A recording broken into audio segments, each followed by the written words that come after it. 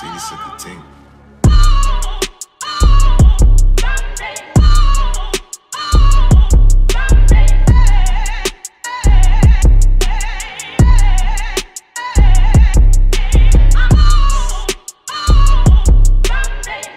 Ladies and gentlemen, welcome back to another episode of Chart Talk, October 19th, episode 642. Ben, how we doing over there?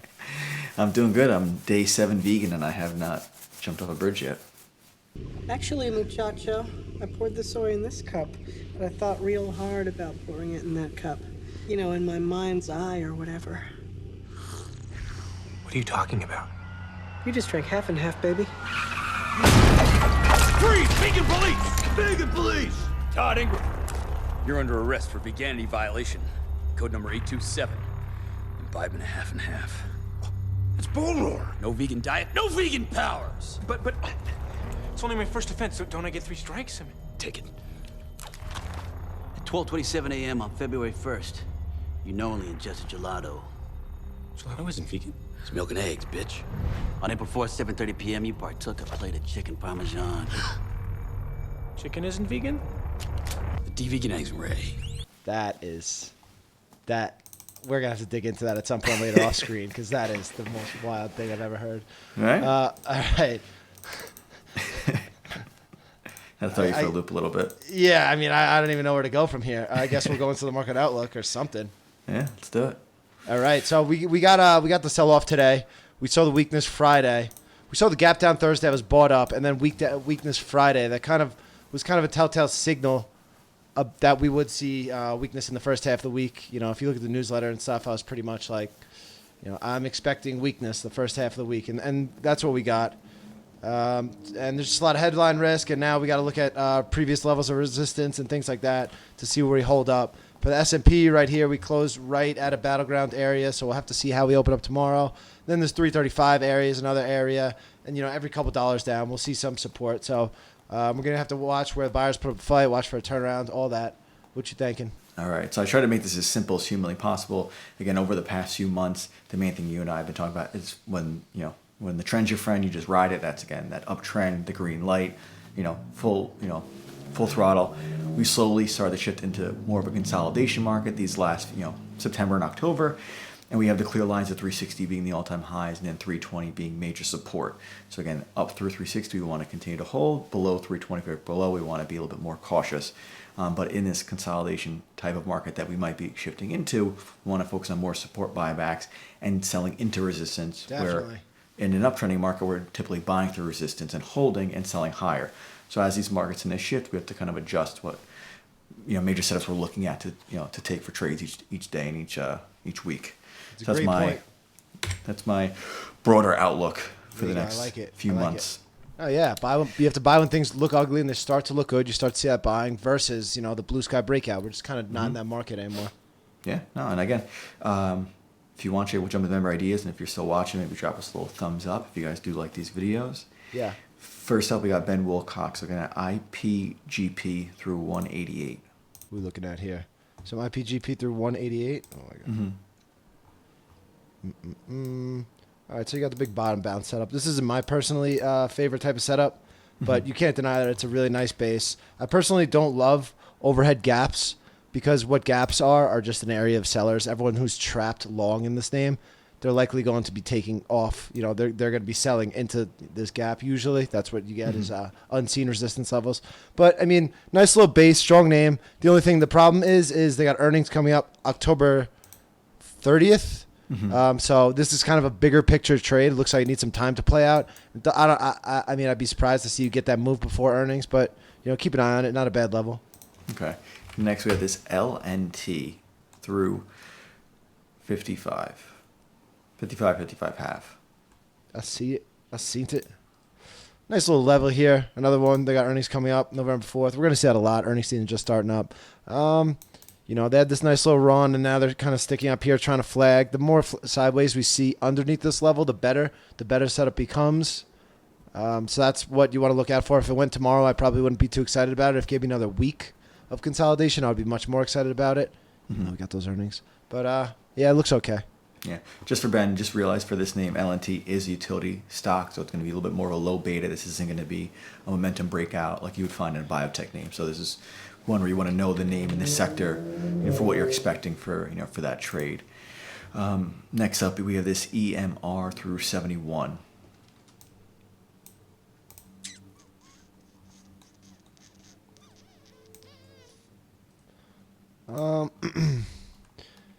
It's a strong name. I like this little move it had up here, off lows in the past couple weeks, and now it's kind of similarly trying to flag under that level.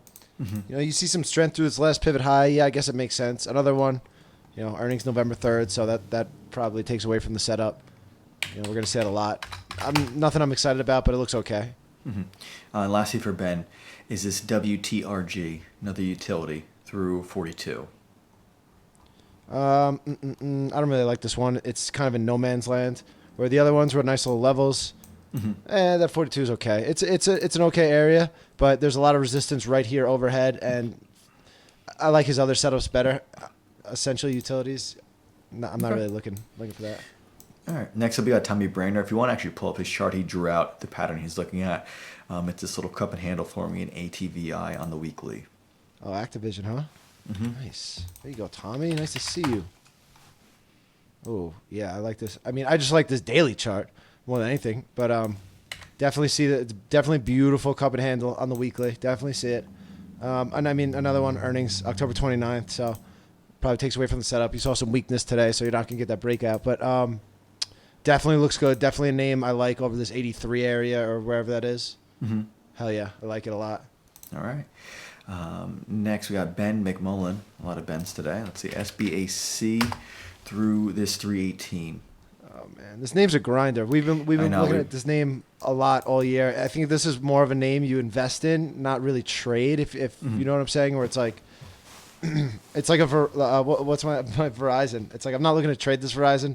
Mm-hmm. That's kind of what I think to expect out of SBAC. It's just I wouldn't expect a feasty breakout. Even though the chart looks great, we've been watching this consolidation all year, and the more I've watched it, the more I think it's a name you just invest in. Mm-hmm.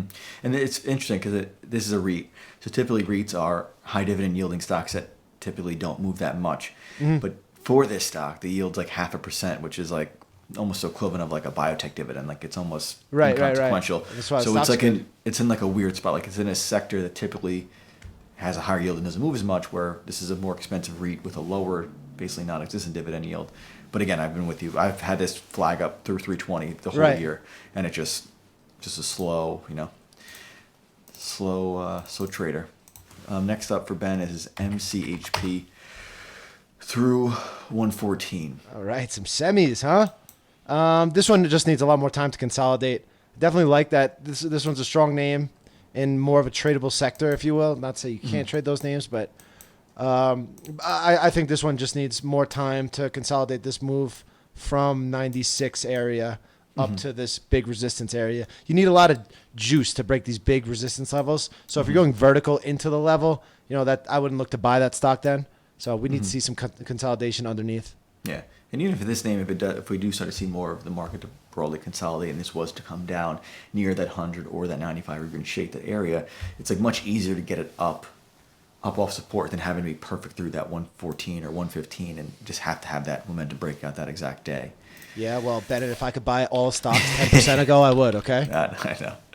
All right, so next we'll go into some of the social media questions. The main one that we keep getting is on this NIO, which is, again, it's gone vertical, so everyone has to ask about it. Yeah. So this is, I tried to it's draw up out. 500% in 3 months, so time to buy. I'm getting it, my mechanic is telling me how he's going to start selling covered calls in it, and girls tell me it's going to 100 and it's the next Tesla. So it's just one of those names where it's like you can pull up the chart, but there's clearly defined bull flags in this chart, but it has gone 1,000% in the last few months or 500% in the last month, where just like every other name that people chase, the NKLA, and all the other names that were the coolest names a month ago, it's just the story keeps repeating itself. Well, I mean, here's the thing: is like, it's a very tradable name. These flags are fucking beautiful. Every single flag just works out to the upside. And so right here, our boy Mark in Alpha, he was actually getting a feeler into this flag right here, and he got lucky with some news. So he's in this thing. But I mean, if you can tactically go after the stock, buy it through a flag, then that's different than just like, what is this area on the chart? It's nothing. It's just no man's land. Yeah. So you see how all these beautiful flags are working out to the upside with a breakout. So yeah, it's a very tradable name. Just wait for that next flag before you really want to attack it. Yeah. And once it starts to break down is when you move on. Completely. Yeah. But yeah, that was just like the main question. It was like their plan was to hold for 5 years, and it was just kind of repetitive. So I figured it would be easy to kind of bring that one up. So with that, Jake, we can jump into some good trade, bad trade if you have any trades you want to go over. Sure. Let's see. What do I got for him? Oh, man. Let me go over my bad trade. And this fucking... I had this NASDAQ short today. And it was just a poor executions on my part. So let me go to a 15-minute chart. So we saw that super end-of-day selling Friday, and that kind of got me, not to say bearish, I just think we're going to be down these first few days of the week. We got all the headlines against us, and it just seems like there's a lot more bad out there than good. And then I saw Amazon drop 250 points in 5 minutes on Friday. I'm like, there's no way NASDAQ holds up if that's that weak. So I was looking to get short this name. And, we look at a 5-minute chart. We get this gap up off the open. It rises a bit. And it falls pretty much to Friday's low. And then it gives a pivot. So this is my cue to get a little short. When I see this pivot start to fail, that's when I first start to get short. So then now I know this 286.50 area is a huge support area, being Thursday's pivot low. And I know there's a lot of daylight underneath that area. Let's go to a 15 here. A lot of daylight. So here's where I tripped up. I came down, shorted some more. They got me out of some stock. And if you go on let me go back to a 5-minute. They got me out of some stock here. I thought it was coming back right at my price, but then I saw that fail quickly. I was able to get back to my full position. And everything, I had a really great position. I saw that 286.50 hold, and probably my mistake here is that I should have just taken a piece or two off so that I wasn't so much worried about cost basis and price and P&L and things like that, because it started to uptick against me pretty much right at my price, and I took off like 90% of my position. And that was like the high of that move. And then, a doom and destruction happens the rest of the day. And I would have had a crazy trade in this name, except I didn't make shit because I took off pretty much all my position here. Changed my game plan when my stop was up here to move it up here because I saw something in the tape. I saw buyers and blah, blah, blah. But really, I got fooled, and then I missed out on a lot of P&L. But, I mean, other than that, the one thing that saved me today was this wing short. See a daily, very, very clear area of support here. Very weak Friday. It actually closed pretty strong, but I just had a sell stop here, 129 at the level. Kind of covered some into weakness. I still have half, but then and as far as longs go, I'm just trying to stick with my winners so I can eventually add back to them. I sold most of this Pinterest, and of course that one's way back up. What's another one? Is sale. I'm looking for another add to. So my focus wasn't really, what else am I in? This INSM. I'm still in that long term. This frog. I got some kicks off today. That one. So I have a lot going on. I'm not super aggressive right now looking to get into swings and things like that. I think the market's got some volatility ahead of it. So I'm going to be looking at some short-term trades mostly. But yeah, that's really it. That's all I got. Made some mistakes, changed my game plan. Day one stuff. Yeah, I mean, happens all the time. Happens to the best of us. If you want, I have two. If you want to pull up the first one, it's at CarMax. Would love to. So this is a trade we talked about last week. I was keeping an eye on the $100 level in CarMax, but I was trying to get Q with it and find a spot where I kind of get in a little bit sooner than having to buy that breakout level. And I saw on the chart where 96 was probably the proper spot that I could have snuck in and then been prepared for that $100 breakout. The mistake was, and we see this all the time, where we are anticipating a breakout. We don't want to have to be perfect and buy 100. We want to try to find a lower price to get in. And we do it. Jake does it. It's a very common theme with traders. You want to get the best price. So unfortunately with this trade was I snuck in too early where the trade didn't really confirm the idea that I had with CarMax, and it stopped me out. I had my stop below the prior support levels that CarMax was respecting, and it just literally flushed me out. For 5% loss, and literally is right back to where I bought it a few days ago. So this was kind of one of those trades where either this trade was going to fail and head into the lower 80s and would have been a much worse trade, or in this case it just pushed me out and it's right back to where it was. But the main premise was this should have been a trade that I never really put on. I should have just waited for the proper level and took it then. But unfortunately, I tried to get in too soon and resulted in a 5% loss. So this was one that, it was more just trying to cheat the level, and I had to pay the price for it. So that was the main loser for last week. And then another trade not the best was this low. And this is a common question we get when it comes to trailing. Shake, I don't know if you can pull up the LOW. Oh, I got it up. Sorry. Okay, no, it's all good. So it's a common question we get of how we trail. Shake might trail in thirds, where I might just buy ones and move my stop up. Everyone's going to trade their position differently. For this particular trade, similar like the CarMax, we noticed the 172 breakout level, but we didn't want to have to buy 172 and be perfect. We found a little spot there, able to get in, $2 early to be in for that breakout. As it broke out to an all-time high, it had a few days where it held above that prior all-time high of 172, and that's where I moved my stop up to 172. And then the following day, similar with that CarMax, it shook me out, and it's now higher. So this is a question where, again, if I had I kept it break even at 170 or 169.89, I would still be in. But in this case, I moved the stop up, and it got me out. So again, this is, trading is not like an 1 + 1 = 2 every single time. Every trade is going to be different. For the CarMax, I shouldn't have gotten into it, lost 5%. For low, I made a little bit in it, but could have been in it if I kept a break-even stop. And this, we're constantly learning from each of these mistakes each week. And those are the main two for my trades recently. Would you say changing your game plan was the main falter in that trade? Yeah, I mean, I guess technically, changing it from the break-even stop to moving what up. Was your original stop? Original was just break-even. Like originally, the first day would have been below the low day, so it was 168. Once it broke out, the second day I moved it to break-even, and then after those 2 days of it holding above 172, that's when I moved it first at that 172, the prior breakout level, and that's where it shook me out. So with those, Shake, if you want, we'll go into top ideas of the week. Surely. What you got? I gotta figure out. All right. So if you want to pull up I have the charts below. So if you want to tap into ADI first. All right. We got a blue sky breakout forming ADI through 127. Again, it's probably going to take some time. I don't expect it to go this week or even next, but definitely want to keep on the radar. Next is this AJG. This is through 110, another blue sky breakout. But again, not expecting it to go. Probably will take until after earnings to really push it through that level. Checkpoint CHKP on the weekly, big 130 level. Want to keep on the radar. Light, very popular name that we used to trade very heavily about a year or two ago. The Alpha Chat through 85, and this WD40, WDFC through 200. Those are some of the few charts I'm keeping an eye on for the next few weeks. What about you, Shay? So Mark got me into this DraftKings today. I think it goes well with. Remember you were saying buy when things kind of. We're buying this retest right here.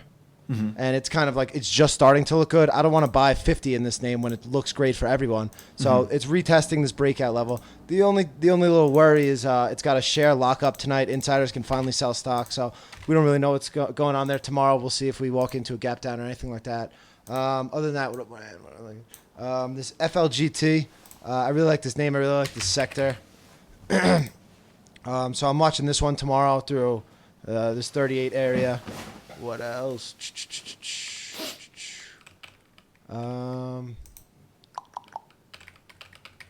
Yeah, that's all I really like for now.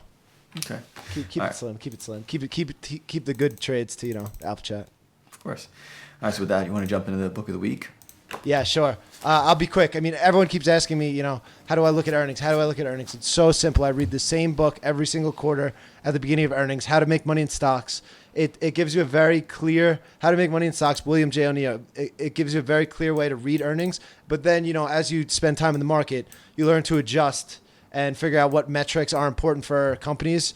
I was just on the podcast. So I was just talking about, like, for Netflix, it's monthly subscriber growth. That's where you really want to see the growth there. For Snapchat, it's daily active users because they can sell the daily active user number. That's how they drive their advertisement revenue and their rates and all of that. So it's like you figure out, what metrics are important to what companies. But in the most broad sense, How to Make Money in Stocks will teach you how to read earnings and what to look for and look for that sales growth and that earnings acceleration and things like that. So same one every quarter, beginning of earnings season. I think it's one of our favorites. We probably sent that book out to probably 100 people at this point. Good, man. Good. You really don't need that many books to read in No. trading to get a fundamental kind of strategy. Definitely with you on that one. So, Shake, have you ever heard of, this is related to football, and I feel like you're a pretty big football fan. Have you ever heard of Bill Walsh? Yeah, Bill Walsh, 49ers coach, right? Yep. So, Yeah. One of the Alpha members recommended it. I can't remember who it was because it was a few weeks ago. But the book is called The Score Takes Care of Itself, and it goes over Bill Walsh's philosophy. Like you mentioned, he was a 49ers coach. I guess it was back in like the 70s or 80s. He took the 49ers, which at that time was the worst team in the league, and then within 2 seasons he transformed them into a Super Bowl champion team, and I think they won like 3 or 4 Super Bowls after that while he was coach. So it goes over kind of his philosophy. Do you think it hurt that they drafted a guy named Joe Montana during that time? Well, yeah, he mentioned that, like Phil Young, but I mean, going from worst to best in 2 seasons. Yeah, I think yeah. No, you it can't was just put unprecedented. one person on that. Right, But he had the greatest. he had a couple good lines. There was one. He goes, "I don't believe in there's true mastery. It's a process, not a destination." Again, very similar we see with a lot of new traders where they'll DM us and they'll say, "Can I learn this in 2 weeks, or where will I be in 3 months?" And it's like, if that's like your mindset, this probably isn't really for you to begin with. And he had one other good line that really resonated. It was, people say there are winners and losers in life, but typically it's more that there are winners and people who would like to be winners, but they just don't know how to win. People can learn to become winners if they have someone to teach them. So for Bill, he implemented all these procedures and processes for everyone down to like the cooks in the kitchen, where for us, we have a very repetitive process where no matter what your skill set is, you come in, you do get started, what's next, you work through those 7 steps before you can even get into alpha. And it's like everyone has to go through that process before they can start trading with us. So I think that was very similar with some of the things that he did. So yeah, but a pretty good book.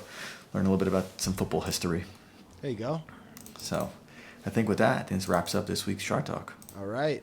Hope you guys enjoyed. Thumbs up. Give us a little like, you know what I'm saying? Maybe comment. Who knows? All right, guys. We'll see you next week. Peace.